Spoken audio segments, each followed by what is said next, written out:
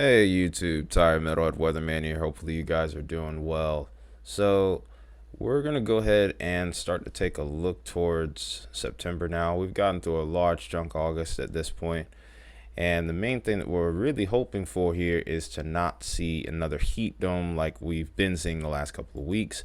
I do have good news for you there though. Based off of this outlook, it looks like that heat dome is going to lessen. The chance of above average temperatures still exists. However, it's not going to be quite as prominent. We're not seeing any more the 70, 80 percentile and 80 to 90 even, which was pretty crazy to see earlier this month. There are still some 60s and 70 percentile regions here, mainly around the Four Corners regions and across parts of the Gulf of Mexico states, mainly towards the western states. There's still a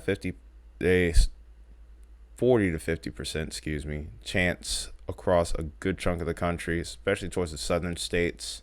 Florida's in there, stretching all the way over towards the southwest here. Cali's in there, of course, Nevada, Utah, and of course, Texas, Oklahoma. A good chunk of it is around the Rockies, around the southern half of the Rockies, if anything. There's a 40 to 50 percentile chance that also exists across the heart of the country, parts of the southeast, and the western half of the Rockies here as well. But it's nothing like what we were seeing in last month's outlook. If you want to take a look at that, you can look at the link at the top right hand corner. But as far as precipitation is concerned, it also is a sign that the ridge is going to be breaking, or the heat dome as we've been calling it. Is, for one, we're starting to see monsoonal flow coming into play here, but this is mainly going to be a little bit further west than what I'm used to seeing. I would expect to see this maybe move a little bit more off to the east. I think partially this is going to be due to that some of that heat dome still being in effect to maybe start the month of September here. But over towards Southern California, we could see a little bit of additional precipitation here. But when you really think about above average, considering some of these guys only see about maybe a tenth of an inch of rain in a month, anything that's above that would be rather significant. Even then, it's still not in a very high percentile.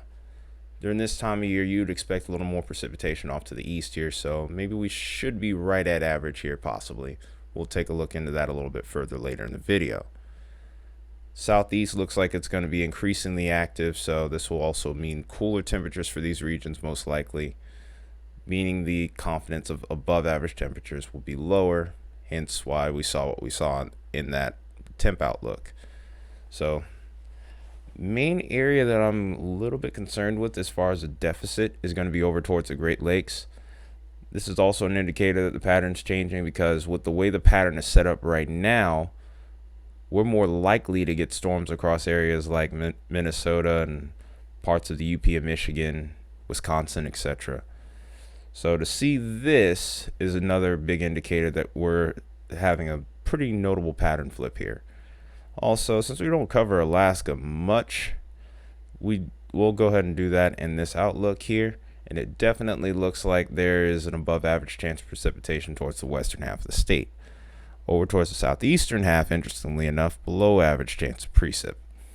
It's a little hard to go over Alaska. I don't really get as much data over there as I'd like. So to any of my Alaskan friends, it's not that I don't love you. It's just hard to get info for that particular state. But that being said here, this is what our outlooks are looking like. We'll go ahead and actually take a look at what the pattern might look like on models here. Keep in mind that we are looking up to potentially 30 days in advance. And we know how the weather likes to change within the course of 24 hours. So you have to take this with a grain of salt. That being said, this is what we're currently dealing with. This is our heat dome, our very miserable heat dome. A lot of people are really dealing with some crazy temperatures over here. It was 98 degrees yesterday at the time that I made this video, trying to work out, and that was awful. But you can see some changes here. You can see this moderately stout storm system over here towards the west starting to come into play here. Pretty good trough. and that's going to potentially even cause severe weather north of the border here. But as we continue to go forward, especially past this weekend, what I want you to make note of is the fact that that heat dome is already starting to weaken, and we're starting to see a trough come into play here, even towards the northeast here. Northeast has been the area that's been spared the most, and that'll continue to be the case. But what I want you to look at closely as we head towards the 29th and the 30th is this very stout storm system that's starting to take shape here and here. This could be a setup for severe weather down the line if this trend holds up. But what this is ultimately going to end up doing is dropping the temperatures in a lot of regions here. And even if it doesn't, it's not going to be anywhere near as oppressive as it is right now. Seeing the triple digits where we're getting up to about 110, we're not going to see as much of that. And now from this point, we start to get into a more active pattern here where we have a lot more storm systems coming through, which is represented by these contour lines that's represented in the blue here. The tighter the contour lines or isobars are, the stronger the storm system. We get a couple of stout storms, but the main concern, I wouldn't even say necessarily a concern if severe weather exists here, but the biggest thing to make note of with this is going to be a little bit of an increase in activity with precipitation, but also knocking down those temperatures, because oh my goodness, it has been crazy lately. And then of course, the further out we go, while we can't disregard this is something I can't really read into too heavily right now, because the further out we go, the less confidence you can have in model data, because like I said, weather tends to change pretty quickly, and looking 600 or 768 hours out or 600 hours out, yeah, it's going to be kind of hard to latch on to that. But that being said, here looks like some good news is on the way for all of us, because I'm about tired of the upper 90s and triple digits. So just hang in there, try to get through this week, and we'll go from that point. But this is what our temperature anomaly could be. This is based off of temperatures that could be up to maybe even 10 to 11 degrees above average. And this is for this week, of course. We're still in August by this point in the forecast or outlook here. But as we go forward, look at the difference immediately by the time we get into the start of September here. There's still plenty of areas where the temperatures are really hot, but definitely nothing like what we saw here. So great news there. And then as we go into the following week, we start to see a little bit of a leveling off here, especially more so towards the heart of the U.S.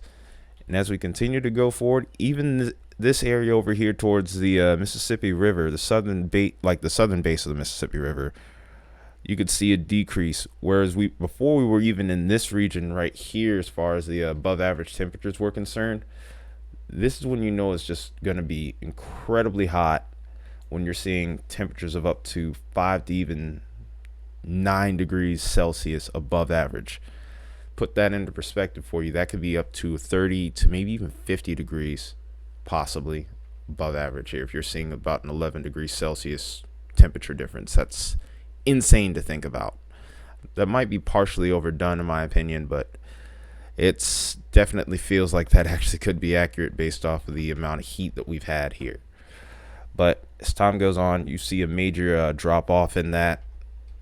And then as we continue to go on here, we do see some of the heat try to build back, but not nearly in the same significance as what it once was. So just got to hang in there. That's the main thing we're all telling ourselves. That's the main thing I'm telling myself, because I work outside in this. As far as precipitation is concerned, going to go all the way back to week 1. Obviously, with that heat dome, while there's still chances for severe weather, in fact, I do see a couple chances down the line within the next few days here, and I will go into detail with that, especially over towards the north here. What we'll notice also with the pattern change here is the increase in moisture, not just across the north, but even across the south too. Definitely looking like we could potentially be a little bit below average as we're starting to flip into fall at this point. But notice that sharp yellow color that we were seeing here towards the beginning of this run, that's starting to disappear as well. Also, another thing to make note of here is the fact that this model doesn't necessarily account any sort of tropical activity. We are in the peak of hurricane season, so if we get a landfalling storm, this essentially makes this run almost invalid in a way, because we all know what tropical systems bring to the table as far as moisture and temperatures are concerned. So while this isn't a full-on forecast, this is an outlook. It's not a set in stone outlook. So just make sure we're keeping an eye on the weather, just checking it regularly, and of course check on this channel as well. But I hope you enjoyed this video. Hope you found it useful. If you did, smash that like button, decimate that subscribe button, also hit that share button. Like I said, working on a lot of things with this channel here, so some improvements will be coming, and some cool ways to interact on here will be coming as well. So hope you're on board with that. But until then, this has been Tyler Metalhead Weatherman. Have a good day, good evening, whatever time you're watching this video. I hope it's good, and I hope to see you in the next one. Till then, take care. Stay metal.